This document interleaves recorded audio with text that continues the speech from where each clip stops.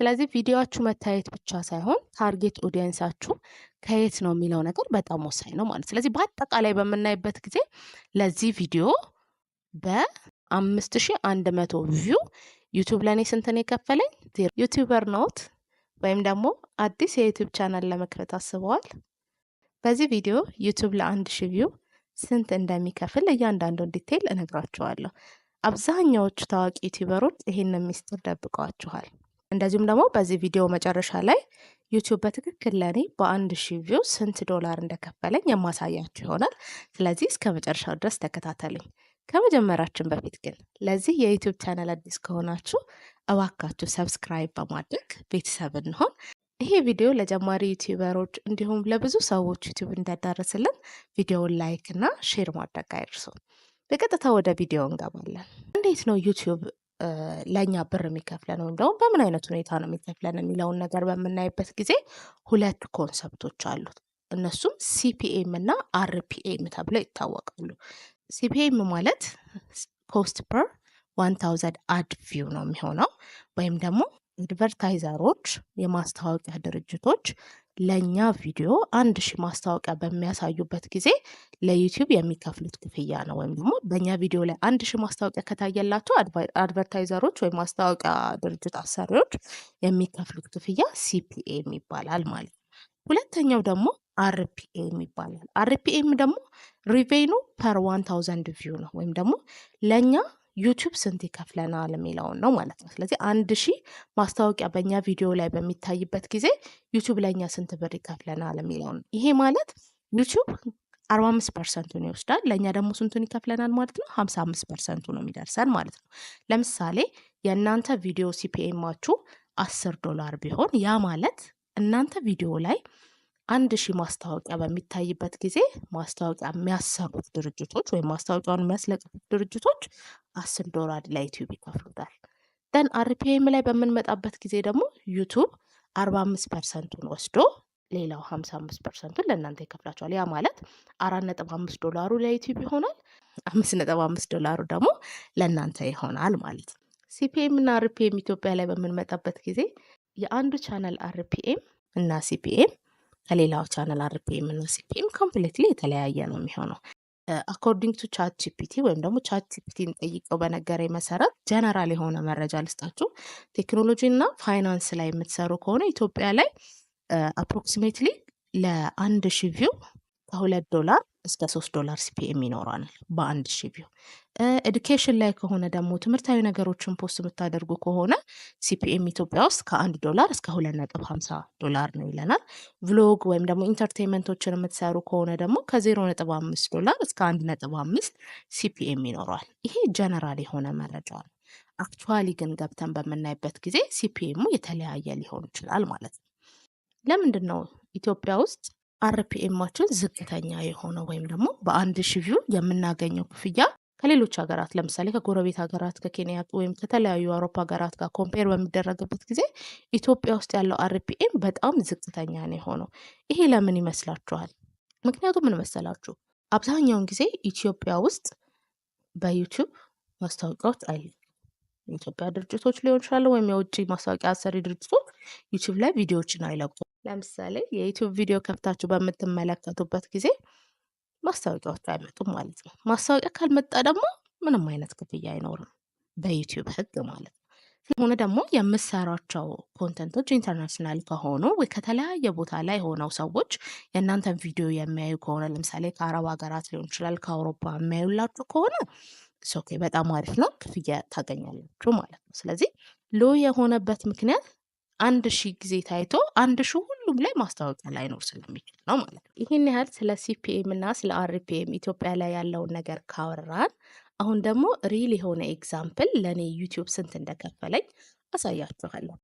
አሁን ይሄን ቪዲዮ በምሰራበት ጊዜ እኔ 11389 ሰብስክራይበር አለኝ። በዚህ አጋጣሚ ቤተሰቦቼ በጣም አመሰግናችኋለሁ። እንደዚሁም ደግሞ ይሄንን ቪዲዮ እየተከታተላችሁ ከሆነና ሰብስክራይብ ካላደረጋችሁ የሰብስክራይብ ምልክቱን በመጫን ቤተሰብ እንሆን፣ አብረን እንደግ እላችኋለሁ።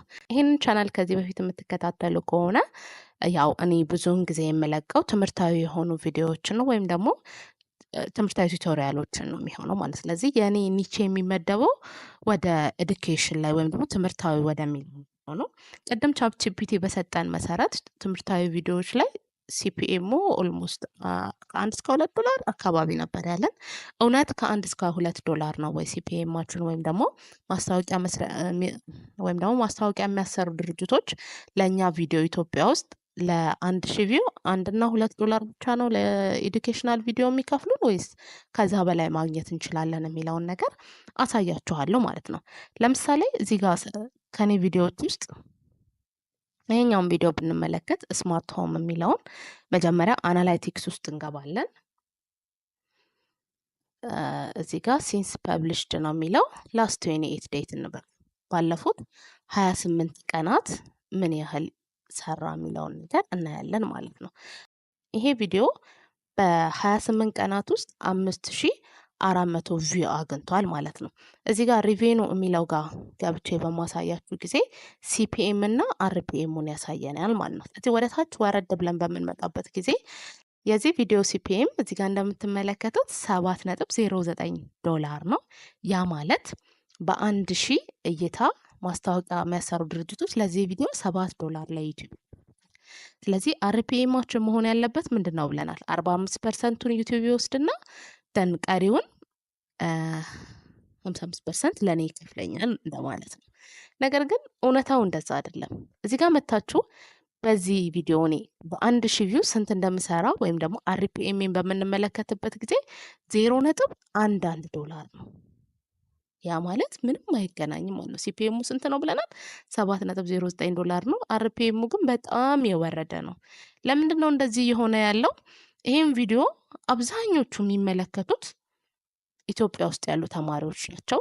ቅድም እንዳልኳችሁ ደግሞ ኢትዮጵያ ውስጥ ዩቲዩብ ማስታወቂያዎችን አይለቅም።